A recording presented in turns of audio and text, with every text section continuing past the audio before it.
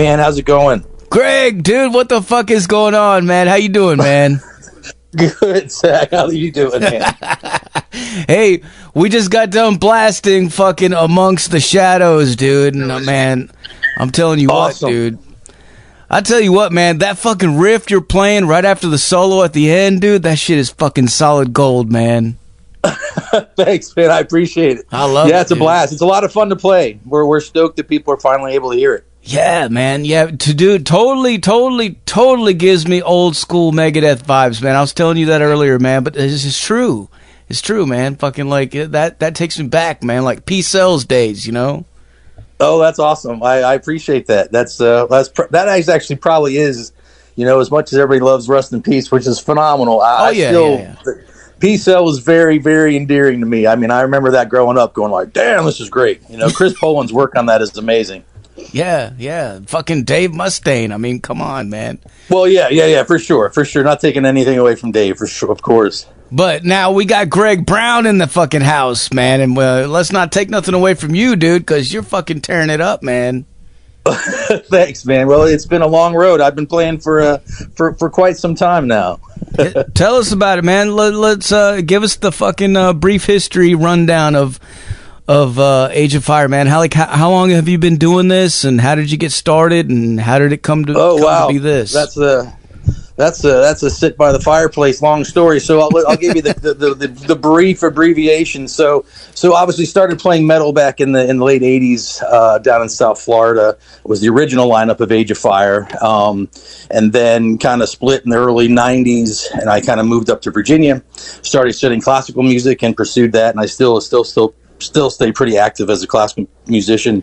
And but yeah, I got the itch real bad again, probably 10 years ago. I still had the old reel-to-reels, and I kind of dumped them down to digital, and I was like, man, this was great. And I started doing some things here and there. But about 1.5 years, 2 years ago, we live in Central Virginia, and I finally just found the right guys to let's do this again. And so and we just started working on some new stuff. So we were on the road a lot of last year, but we've been itching to really get a nice studio recording. We can't wait for everybody to hear the whole entire new album called From the Forge. We're hoping to have that done later this year, maybe end of the summer, definitely by the fall. We're moving full force on that, and but we wanted to kind of get people's ears a little wet and hear the new track and be like, hey, this is what we're doing. We were really, you talk about having it kind of old school, is we really went back. We wanted nothing triggered. We wanted drums to sound epic, and we went all over Virginia to try to find a really great room so the drums sound phenomenal. Bill, we're so lucky to have Bill in the band. I mean, he's a beast, and so we really wanted to capture his vibe and fire playing live. And just kind of built from that. So most of the rhythm tracks are done, and then kind of dubbing over the guitars and over top of that, and little vocals and solos and poof. So it'll be 10 tracks all together, and we've got probably about 75% of it done. But we're working full steam. But I think we're excited. We're excited to have the single come out today, and appreciate you playing it on your show, because want as many people as possible to hear it. Hell yeah, dude. Hell yeah, man. That's fun, and that's funny that you mention listening to your own shit, like the old reel-to-reels and stuff like that, and that sort of influencing you to get back in the game. I totally understand that, man. Totally understand that. Like, I've got boxes of fucking CDs and tapes and shit from old bands that I used to be in, and I every now and then I do that. Like, I'll go into it and I'll start listening to it, and I'll start fucking with shit, and then I'll be like, fuck, man, like, I need to make some new shit, man. And it does. Yeah. It you can't help it, like, it's just like, it's that feeling, man. Music. Yeah, no, it definitely motivates and inspires. And that is kind of, we went into, we started looking at studios, and they're like, yeah, we can just plug you right into the digital, da-da-da. And I'm like, no, we want it. We don't want the thing to be compressed. Like, we want it to breathe. We want it to be round, where we're liking things the old-fashioned way. And I think it shows. It's you crank it up. It's got some depth to it. It definitely does, man. So you mentioned Virginia. That's where you guys are located? Yeah, Central Virginia in Charlottesville. Why? For some reason, I thought you were in California because you were playing that show at the Whiskey recently, I think. Well, yeah, we had that great opportunity last year to open up for Burning Witches at the Whiskey A Go-Go. So we're like, hell yeah, road trip. So yeah, we jumped on an airplane and flew out there, and that was fantastic. So and it was fun because that's the first time we've ever been on the West Coast together, and it was phenomenal. We had a great time. Well, that's cool, man. So yeah. So you're actually not that far from where I'm at, man. No, not at all. Like I said, last year we kind of hit the Carolinas, and we were just in Maryland a couple weeks ago, and we went down to Atlanta a couple shows last year, Alabama. But we need to start working a little bit west. We got some shows. Most of our shows this summer we're doing festivals. We got one in kind of the Virginia Beach area at the end of June, and then we're up in Ohio and Chicago in August. So sweet, man, sweet. Well, and then if you ever want to come to Tennessee, man, there's a bunch of fucking cool bars that I know, really cool clubs in Memphis. That's not that far from where I'm at right here, and I do know some people, so might be. Oh, nice. Well, it's funny. I actually did a solo album. I said I do some classical stuff. I did some shows last year in Nashville, and then I popped over to Sun Studios and did a solo acoustic album, and just like in one night at Sun Studios, and then headed back east. So I was pretty close. So, but I'll definitely do it again. I love Memphis. It's a great city. What was that like at Sun Studios, man? Like the history there, dude. Like it had to. Was there a vibe? It was pretty surreal. Well, I mean, I also went through the middle of tornado warnings. If you remember last spring, I mean, I've never seen. It was the craziest thing. I'm driving into Memphis and I'm literally seeing walls of wind coming at me on the interstate and huge things flying around. Oh my god! And but it was blast. I mean, Sun Studio. It's what can you say? It's like sacred land. It's it was pretty surreal. I went to Graceland the next day. I think if I went the day before, I probably would have been totally flipping out.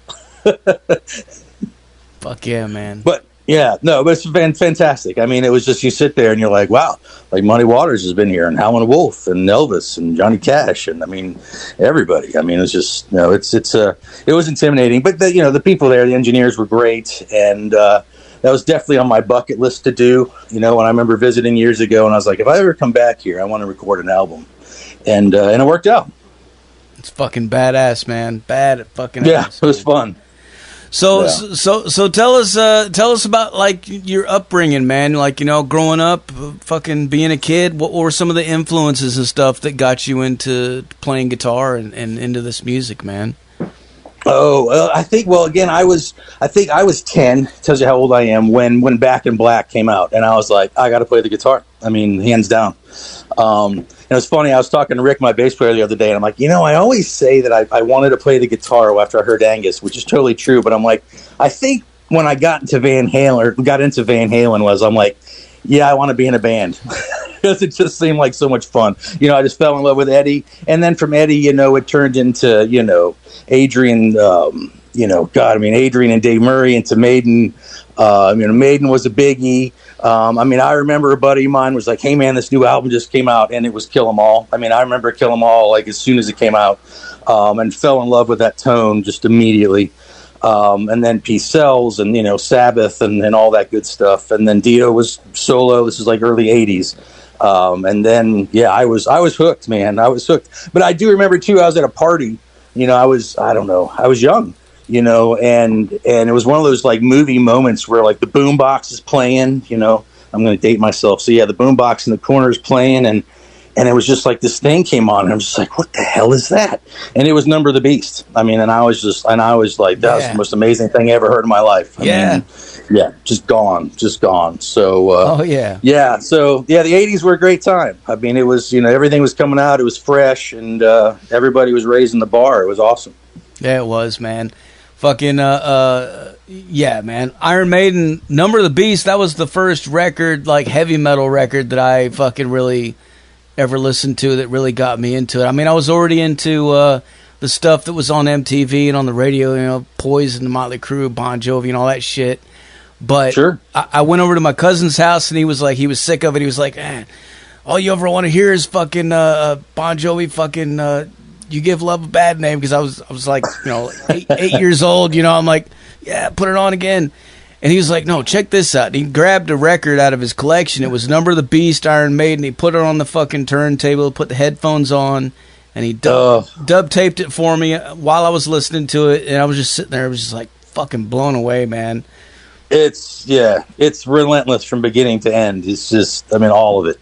I mean, it's just such a perfect album. And you listen to it now, and it still sounds just as fresh, you know. I mean, the production, and, you know, I always sit there too, and you look at like the catalog that Martin Birch did. I mean, some of the early Maiden stuff, and I mean, and then he's also doing Heaven and Hell. I mean, it was just, you know, and like just the engineering behind it was just, everything just kind of lined up at that time. And obviously Bruce stepped in and you know, delivered the goods, you know, right out of the gate. And it was like, wow. I mean, he did.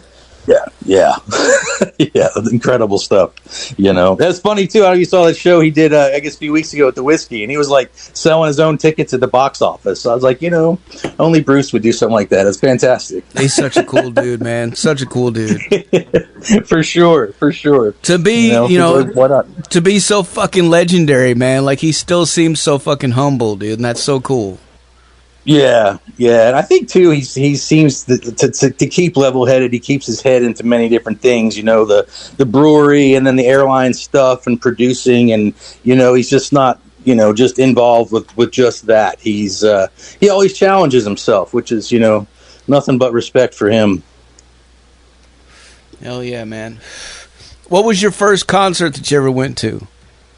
Ooh, this always seems like a weird mixed bill, but I saw AC/DC. This might have been Flick of the Switch, with Yngwie opening. I think it was like the Marching Out tour. Like the Marching Out album just came out, and so I was already an Yngwie fan. I remember hearing him on the radio.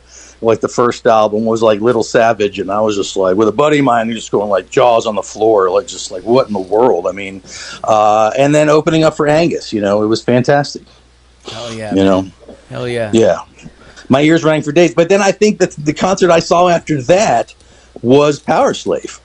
And then, which was, you know, I don't know if you've seen footage from the original Power Slave tour. It was just, I mean, I thought I was in like, you know, heavy metal Disneyland. I mean, the stage show and the pyrotechnics, and I mean, everything was just, yeah, it was like nothing I ever seen before, you know, or much since. I mean, it was just such an incredible production. That's one of my favorite home videos too, the live After Death fucking.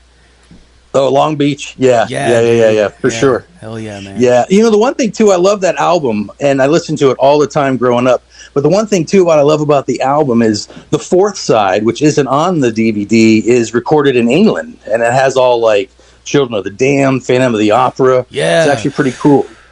I think it was done on, like, Hammersmith or something. But, no, it's interesting because they do a lot of the old Diano stuff more so in you know, overseas than they do over here. And yeah, no, it was just, yeah, I listened to that record quite profusely, you know. I mean, to see like Rime of the Ancient Mariner when I was, I don't know, 14 or 15 was just mind-blowing live. I mean, just incredible.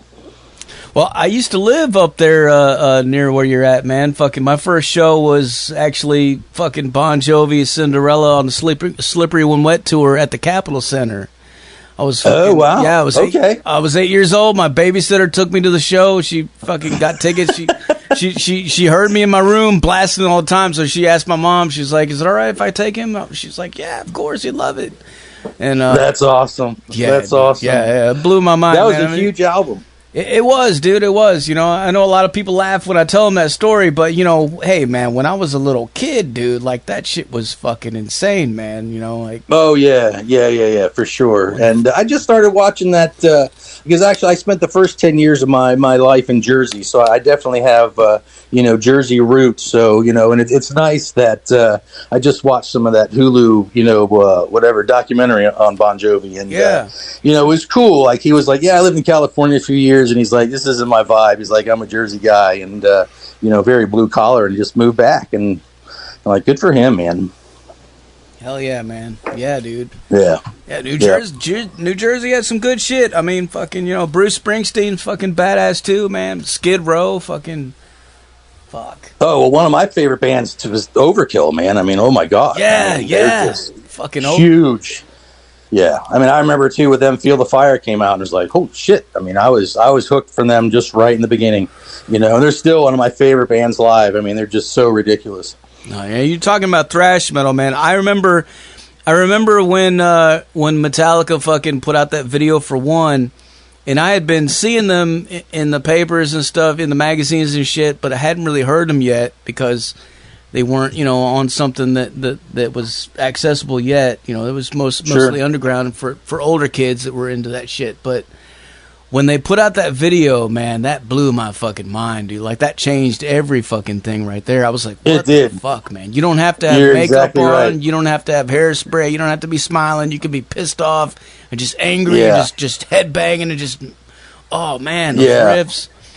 Yeah, well, and all the clips too from whatever it, Johnny's Got His Gun. I mean, just that whole thing. And yeah, I remember going to my I was at my drummer's house at the time when we were, you know, I guess the original lineup with Age of Fire, and over to his house, and we watched that, and yeah, we were just sitting there like kind of jaws on the floor, going like, yep, that's a game changer. Like, you know, they always seem to throw down the gauntlet every time they put out with something. You're like, damn, you know, it's like, you know, Kill 'Em All and Ride the Lightning, Master, and then Injustice, and then that video. You're like, damn, you know, and then the Black Album, and poof, you know, it was just incredible. They did, man. I was hooked after that, man. Like, I had one of those subscriptions at Columbia House, and I'll say, like, there was a couple times when I did fucking, you know, didn't exactly follow through, but when you did actually follow through and follow the subscription and, like, actually pay them, they would fucking give you all kinds of discounts, man. I was stacking up fucking, like, hundreds of fucking CDs, man, for dirt cheap, man. And I was getting all the thrash fucking stuff after that, man. Overkill, fucking Exodus, fucking Death Angel, fucking, yeah, dude. Yeah, no, that's great stuff. Yeah, you're definitely younger than I, because I remember doing that too, like whatever it was, but mine was cassettes. I had mountains of cassettes, you know, and it was all kinds of stuff. I remember like the Priest Double Live album, and I remember picking up a lot of Priest stuff, and great stuff. Well, that was the day, man. The life before streaming. Yeah, it was. You know, send in a penny and get whatever 10, 15 cassettes or something, and it's like, all right, hell yeah, this is great. The internet was cool though when it came around. I mean, it definitely opened up the floodgates. Like, as far as, like, you could just find all the B-sides and all the unreleased things that you would have had to, like, order from fucking overseas and stuff. You could find so much of that shit. It was all just there, and that was fucking really cool, man. I remember that. Yeah, all the import stuff was all finally available for the most part. Like, I remember that's how I fucking heard all those early Pantera records, you know, because they didn't sell that shit at the record stores, man. But, like, when the internet opened up, you could go on there and you could find fucking those first fucking 4 records, I think, that they did before Cowboys from Hell, man. Oh, yeah. I know Power Mad I can still get. I can still find Power Mad, but the stuff before Phil, yeah, that's pretty hard to find, for sure. You know, I mean, I'll listen to, like, the old, like, you know, Gene Simmons, like, Van Halen demos, you know, before, you know, when he got them in the studio for the first time, and, you know, listen to, you know, just old, raw Van Halen. You know, that stuff's still just priceless and never really been commercially released. Dude. You know, seeing videos of old shows and stuff it's great. Great stuff. Such a crazy. Yeah. It is. Yeah, I mean, it does kind of even the playing field, you know. It just kind of makes, you know, you can just as easily find somebody who's huge and somebody who's unknown, you know, if you just kind of Google the right way, know what you're looking for. Hey, you mentioned Van Halen, dude. That automatically makes my mind go to gear. So I got to ask you, for all the gearheads out there, man, what kind of stuff are you using to get these sounds, man, these tones, dude? Oh, well, thank you. So, I did pick up an EVH amp a couple years ago and just fell madly in love with it. I mean, that one really changed a lot of what I do. I mean, there was a lot of stuff that I was, you know, and I don't know. For me, it just fit. You know, I mean, I've run through the gambit of amps over the years, but right now I'm just madly in love with my EVH. It's fantastic. I did during the pandemic. I picked up an endorsement with Solar Guitars, so I played one of those one of those puppies. I did pick up a Schecter at the end of last year. I wanted something with active pickups and have a Sustainiac, which I'm having fun playing around with now. And I still have my old Samick from the 80s, which I love that as well. I mean, that's an old hot rod that I kind of, fixed up from back in the day. So those are kind of my main 3 axes at the moment that, keep me busy. But how does the Sustainiac work, man, exactly, man? 'Cause I've always wondered that. Yeah, I'm still figuring out. So when you kick it on, there's usually it'll kick on. There's one function where setting that'll kind of just sustain it like a violin. It'll just like Vi. I just saw Vi and Satch on tour, and it's like they're both using Sustainiacs. So they'll just kind of hit a note, and they're able to kind of move the melody line usually on the same string. While it just keeps sustaining. There's another setting, you flick the switch and it'll go like an octave above that. And then if you go 2, you'll get 2 octaves about that. So some super high screams. I see Nita Strauss, use that, in her lineup, her gear. Great stuff. I see. But man. It's fun. That's a trick right there, then, for sure. I mean, because I know, like Kerry King, he's got one on his guitars too, man. And he always uses that shit, man. Fucking yeah. I can see cool now. Effect. So it's like you hit that switch, and it just fucking seems to vibrate it continues to vibrate the strings, so that you can just hit the whammy bar and just fucking go nuts. Yeah, I mean, exactly. That's exactly right. I mean, yeah, you can feel this. You can feel the string just kind of vibrate, and it'll just be like. So if you're like, doo, it'll like, doo, or go, even an octave higher than that, and then you can just wang on your bar and do all kinds of fun stuff, and it'll scream for sure. And we did a show, I guess, we did a hometown show a couple months ago, and that's kind of how I started the show, was just screaming on the Sustainiac, and then kind of went through the first tune, which was kind of fun. But but no, you can get some sick screams, and I always love that, the high tones, pinched harmonics and all that kind of fun stuff. And so just another bag of tricks in my arsenal. So still working, still trying to figure it out, trying to incorporate it into tunes here and there, or in part of the live show. But it's it's fun. It's a cool gadget, Hell yeah, man. And those EVH amps, dude, like that shit that fucking Eddie fucking made, man. Like the amount of gain that's on there is just ridiculous. It's insane, and it makes me laugh because like when you listen to Van Halen, you listen to him playing, he's not using that shit. Like he fucking barely fucking turns the gain up, like he's just fucking shredding the way that he does. But like those amps that he was making, they're loved by so many fucking extreme metal bands, death metal and black metal, all kinds of different genres. Oh yeah, have adapted to it because it's got so much gain on tap. I always wondered, like, why did he want the amp maker to make them that way? Like if he wasn't really using it that way, Yeah, but there's some later stuff that he did. I'm trying to think of like those 3 tunes he did on Best of Both Worlds. It was like the collection album that they did with Sammy. There's those 3 new tunes he did. Those are pretty heavy. I mean, his guitar tone is pretty monstrous. It is. And so God, I'm trying to think of some other stuff that he did, with the D tuna and the drop D. I mean, it's a pretty fat sound.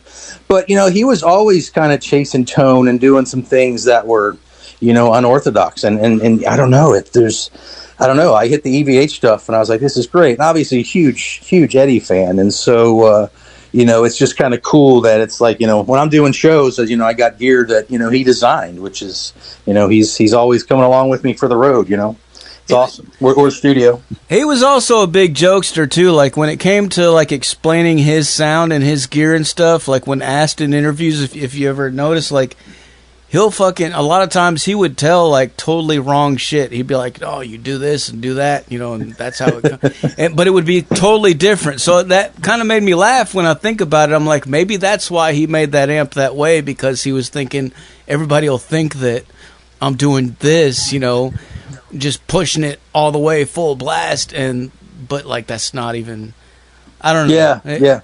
Like maybe it was just another one of his little tricks up his sleeve, man. Yeah, who knows? Who knows? I mean, it's funny. I remember seeing interviews with him, and he would say like, kind of like Les Claypool, like he would just crank everything up to 11 and just have the whole thing rattle, and like that was his distortion, and just crank it, But whatever it is. But yeah, the EVH stuff. I mean, I have a distortion pedal. Yeah, we went out to do the whiskey show. I mean, I literally just I have an EVH distortion pedal. I just chucked it in my suitcase, and it's pretty much what I use. It was a pretty stripped down show, and that was just me and one of those, like, I think it was like a 1972 Marshall they had there on the back line, and that was it. Just raw. Just went for it. I recently got the Soldano fucking preamp pedal. Oh, nice. And I've been using that. Oh, dude, it's fucking, that thing is insane. But like, like as far as gain, like I don't even have to fucking, I set that thing at like halfway and then boost it with a fucking boost in front, and it's tight, and it's like, it's insane, dude. It's so much. That's awesome. Well, I was like, even the EVH, I don't think I'm probably not even using half of what it's got. It's got lots of headroom on there that I'm not using. So, that's amazing. Yeah, I mean, gear, you can get lost. I mean, it's like an endless abyss. And like, what about this? And what about this? There's so much boutique stuff now out there. It's, it's great stuff. So, but yeah, I mean, it was, like I said, I think between those three guitars, it's kind of what's on the new album, and loving it. I mean, there's, a couple acoustic spots here and there, acoustic guitars, using an old Gibson in one track. And, it's just, just kind of chasing the sound, but I think we got it locked in. Like I said, you can hear the single, and, I think we got it all locked down. But yeah, it all started with the drums and then the bass. I mean, I think it was just important to get a really great drum sound and kind of go from there, What string gauges do you use? Ooh, I think those were 9s is what I got now. I've kind of gone back and forth between 9s and 10s. It's hanging mostly on like 9 to 46s. Been using mostly the Diodario, what is it, like the NYXLs. I had a buddy turn me onto those a few years ago, and I've been kind of hooked. Hell yeah, man. Hell yeah. Yeah, I mean, I've gone thicker, but it's like, again, trying to get those screams and all the whatever, all the faster stuff and sweeps or whatever. It's just, it works better on, at least for me, it's what works for me, just the 9 gauge is just, it's easier to fly. Yeah, I mean, you can fucking bend the fucking living hell out of them too, man. Yeah, and there's that. yeah. It's great stuff. What about pedals and stuff like that? Are you using anything like that in addition to the amp? Yeah, what do I got? Yeah, I still have, let's see, what do I have? Kind of like a Boss delay. It's an older delay. I got a Phase 90, of course. I just picked up a harmonizer, which is kind of cool. I had an octave pedal on there for a while, but I wanted to do a little bit more, just since I'm the only, 6-string guitar player in the band. Sometimes I kind of add in some harmonies here and some of the melodic lines I'm doing and solos here and there, just add a little depth. And I have my old wah that I've probably had since the 80s. I think it's the original wah that I had, the original Dunlop. And God, I think that's it. I don't go too crazy. Yeah, but it's what works for me. So you're not running a boost in front of your amp? No. Just going straight in and using the fucking gain on tap. Yeah. Like I said, just old school stuff, man. Just plug it and go. Hell yeah, man. What kind of speakers are you using, man? What's in your cabinet? It's a stock. It's an EVH cab. So it's the. I'm trying to remember the EVH was a 3. So it's you're doing for that. For the amp or for the album, I did do a session with one of the original, like, 1000, the first, like, 1000s that came out with the 5150s that Eddie actually play tested each one. So there is actually that on a few of the tracks too. I got a hold of one of those for I don't know, 4 or 5 tunes that we did too, and that was just kind of cool to play through. I'm trying to remember what cabinet I played through on that, but it was one of the old, like, original EVH heads, and God, that thing was just monstrous. I remember when those things first came out, I was down like a Guitar Center in Miami and just turned that thing barely up, and it was like, that scene in, like, Back to the Future where you just kind of turn it up and hit a chord and, like, the windows are shaking, and it was just like, yeah, it was so loud. There's so much power on those things. Hell yeah, man. Hell yeah. Well, the name Age of Fire, how did you guys come up with that? Is there a story behind it? Yeah, so that was an old one, growing up, kind of a religious family, and I was kind of, trying to go on my spiritual quest growing up, and somewhere I came across the term of the Age of Fire being kind of referring to the end of times, and I was like, that's a great name for a metal band. So it really just came from there. Fuck yeah, man. Well, as far as the lyrics and stuff on your albums, can you give us an idea of what some of the themes that you guys are talking about and shit? Ooh, sure. So Amongst the Shadows, definitely kind of one of the things, our fears and phobias, things that, scare us in the night and, when things go dark. And let's see, we got kind of there's a war tune. There's, I guess there's a couple kind of war thematic tunes in there. There's a song actually of hope that I wrote kind of during the pandemic, which is Light in the Darkness, which is kind of a cool tune. We actually did record that on a live album last fall. But I can't wait for everybody to hear the studio version for that. We have two instrumentals. One is inspired by the independence of Scotland called Sons of Bannockburn. That is actually, we've already premiered that live a few times. That is on our YouTube channel for people to check out. The album will open with a kind of a psychotic, very proggy instrumental tune called Bats in the Belfry.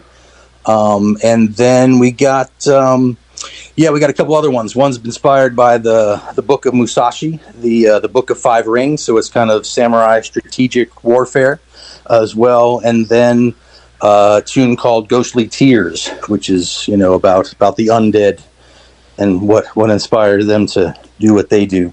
So, it's called all kinds of stuff. So it should be fun. Get everybody to hear it. Some far out shit, man. Hell yeah, dude. I like it. Well, it's I don't know. It's it's interesting trying to find things that inspire you and that might not seem, typical, of what you might hear other places. And so, I don't know. I dig it. I mean, I like to read a lot. So a lot of that obviously comes from reading, or history, things like that. It's cool as hell, man.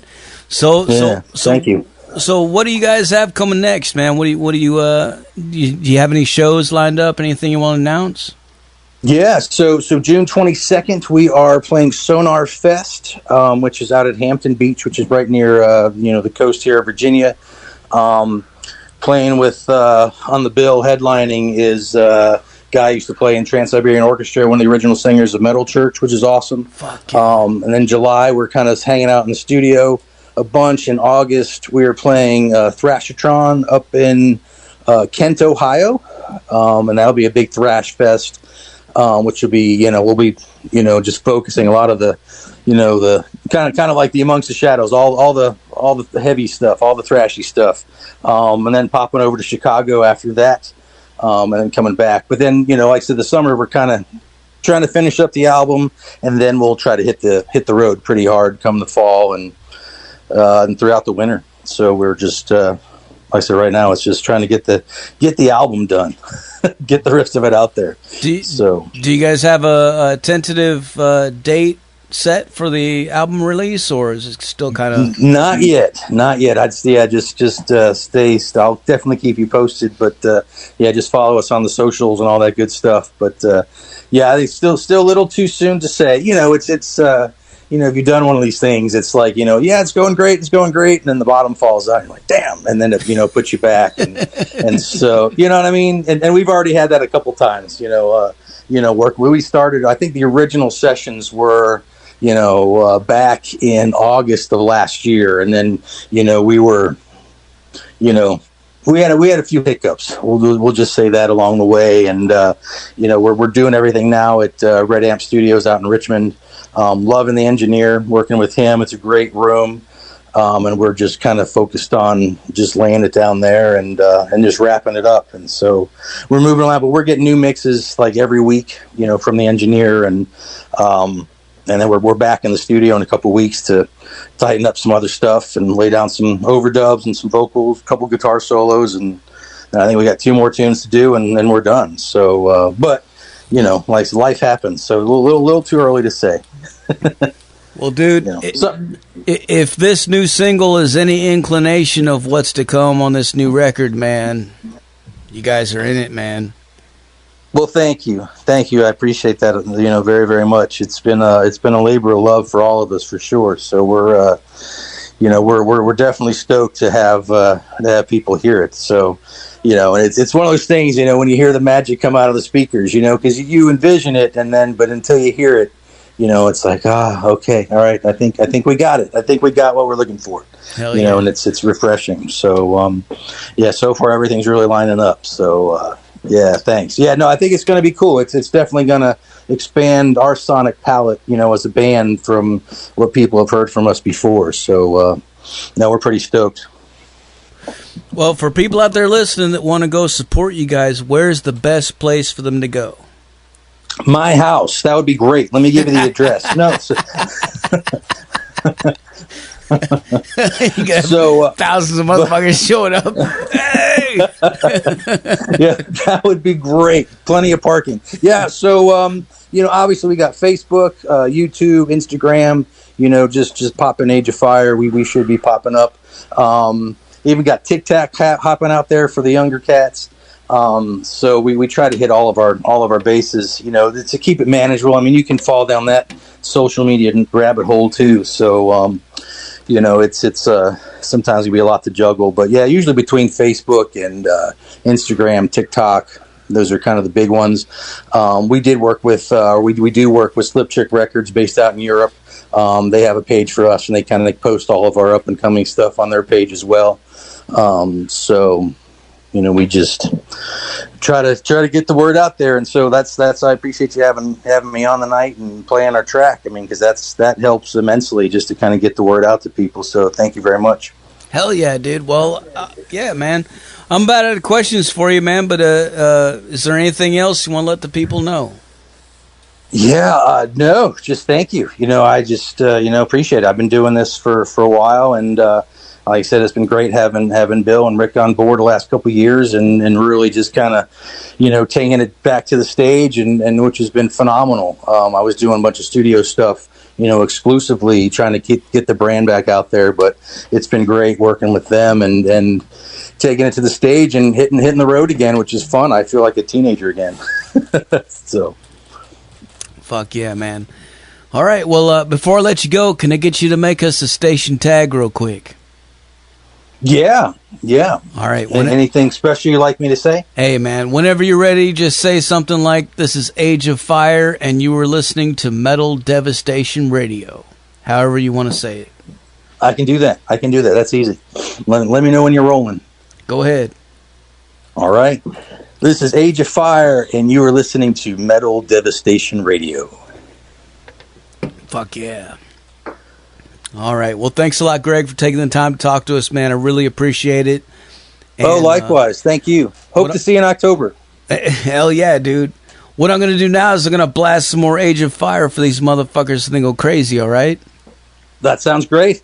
That sounds awesome. All right, man. Check it out. We'll talk to you soon, dude. All right, man. Thanks. We'll talk to you soon. Later. All right, later on. There you have it, folks. Age of Fire live on the Zach Moonshine Show with Metal Devastation motherfucking radio. Like I said earlier, put your speakers in your fucking windows, put them in your front lawns, put them in your neighbor's driveway, do whatever the fuck you gotta do, man. If you don't see U-Haul trucks everywhere tomorrow, you're not fucking cranking it up loud enough, man. Like, seriously, dude. That's all it takes, man. Reach out, grab the volume knob, and crank that motherfucker all the way to the right. This is Age of Fire.